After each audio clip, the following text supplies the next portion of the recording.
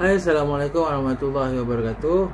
Okey, hari ni aku nak review sebuah lagi filem, iaitu sebuah filem Bollywood yang baru sahaja ditayangkan di Netflix. Okey, sebab filem ni asalnya memang nak ditayangkan di Pawagam, tapi sebenarnya dah disebabkan oleh COVID-19, Pawagam pun tidak dapat beroperasi. Jadi akhirnya penerbit filem ni, Karan Johar, pilih untuk tayangkan filem ni di Netflix. Okey, filem ni bertajuk Gunjan Saksena. Okey, filem arahan aku tak ingat siapa, tapi dibintangi oleh pelakon zaman sekarang lah, iaitu Janhvi Kapoor. Okey, mungkin pakcik ke makcik ke yang memang suka minat Bollywood memang tak kenal siapa Janhvi Kapoor ni. Tapi kalau siapa yang sentiasa menonton filem-filem Bollywood di era moden ni, Janhvi Kapoor ni bukan nama yang tak familiar lah, kan? Memang semua kenal dia. Okey, so aku akan review dan aku akan bagi tahu siap-siap yang review ni sebenarnya ada spoiler. So jangan tengok sampai habis kalau belum tonton Gunjan Saksena di Netflix. Okey, kita mula.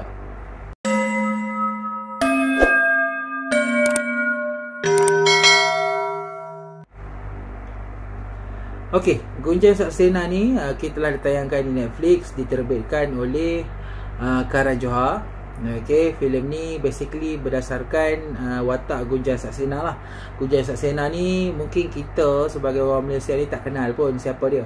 Okey, tapi kalau kita do some research, kita buka YouTube ke, kita buka internet ke apa ke, kan, kita akan tahu yang Gunjan Saksena ni ialah seorang pilot lah, pilot kepada tentera udara India, macam tu lah lebih kurang.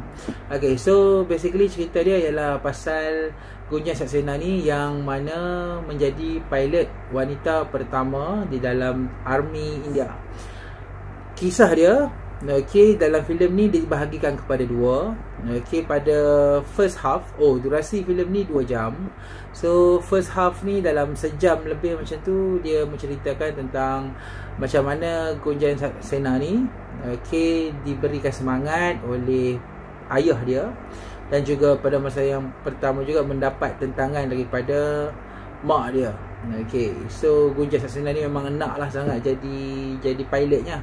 Okay, so pada separuh masa pertama ni, okay, disebabkan oleh semangat yang diberikan oleh ayah dia, maka Gunjan Saksena ni pun masuk dan apply untuk menjadi tentera udara. So dalam sejam ni macam-macam cabaran lah ada, tapi pada aku sejam yang pertama ni, awal-awal tu sahaja yang macam okey lah, tapi bila lama-lama dia dah macam lambat je. Bila nak perang ni kan, bila nak sampai ke scene di Kargil ni kan, tapi tak sampai-sampai. So dalam sejam ni penontonan aku tu rasa macam biasa. Lepas tu dia makin drop sampailah akhirnya, okay, sampailah ke scene bila Gunjan Saksena ni akhirnya berjaya masuk ke Akademi Tentera Udara. Dekat situ memang aku sangat suka lah, sebab dekat situ ada paparan elemen macam mana seorang perempuan berada dalam golongan lelaki. Maksudnya kan askar ni, army ni memang selalunya memang lelaki lah kan. So Gunjan Saksena ni seorang sahaja army perempuan. So ada kat situ macam elemen team yang macam lelaki ni tak suka wanita jadi askar apa semua. Banyak lah dekat situ konflik-konflik. So dia bila sejam pertama tu dia macam drop sikit. So bila mesin masuk army tu, dia macam naik sikit, menarik sikit dekat situ. Sebab kita ada dia paparan cabaran-cabaran, macam mana Gunjan Saksena ni menghadapi cabaran dengan pelbagai usaha yang diusahakan untuk menggagalkan Gunjan Saksena ni. Okay, so selepas tu dalam lebih kurang 30 minit nak akhir tu, barulah kita dipaparkan dengan scene ni lah di medan perang. Okay, so Gunjan Saksena ni cuba untuk disingkirkan daripada medan perang tu, sebab dah jadi isu tau kat situ. Sebab dia salah seorang, satu-satunya pegawai ataupun tentera wanita di situ. So jadi isu. dekat situ. Tapi akhirnya Gunjang Saksena ni berjaya menunjukkan kebolehannya dan membuktikan yang sebenarnya wanita ni boleh jadi askar. Okey. So memang filem tu dia ada naik turun lah. So ada setengah bahagian yang menarik, ada bahagian yang macam bosan-bosan sikit, ada yang okey balik. Tapi overall aku okey dengan filem ni. Cuma nak katakan filem ni filem yang terbaik lakonan Janhvi Kapoor, tak juga. Okey, yang dalam filem ni aku lebih suka lakonan bapa Janhvi Kapoor tu, lakonan Prakash Tripathi, lebih kurang lah macam tu lah. Suara dia memang unik, gaya dia berlakon tu memang sangat mantap. Aku memang suka lah. Dari segi penceritaan dia pun sederhana sahaja. Kita dah boleh expect dah pun apa yang berlaku, kita dah boleh agak apa yang akan berlaku. Tapi kita tetap juga nak tonton sebab nilai moral dia, nilai message dia yang cuba dipaparkan. Jadi pada aku, kalau siapa yang nak expect filem ni memaparkan scene-scene perang yang banyak, tak ada lah. Okay, filem ni lebih kepada paparan semangat wanita di dalam tentera.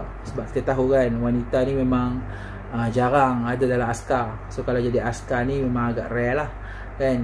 Mungkin di India benda ni masih belum diterima kot. Kalau di Malaysia ni dah biasa lah kot kan. So itulah tim dia, tentang semangat wanita di dalam askar, tentang semangat patriotik.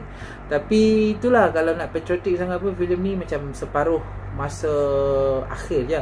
Separuh masa pertama tu macam lebih kepada Gunjang Saksena ni yang kadang-kadang macam bosan lah juga tengok.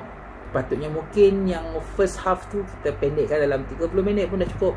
Mungkin dah selebihnya tu lebih kepada paparan misi-misi dia di Kargil tu.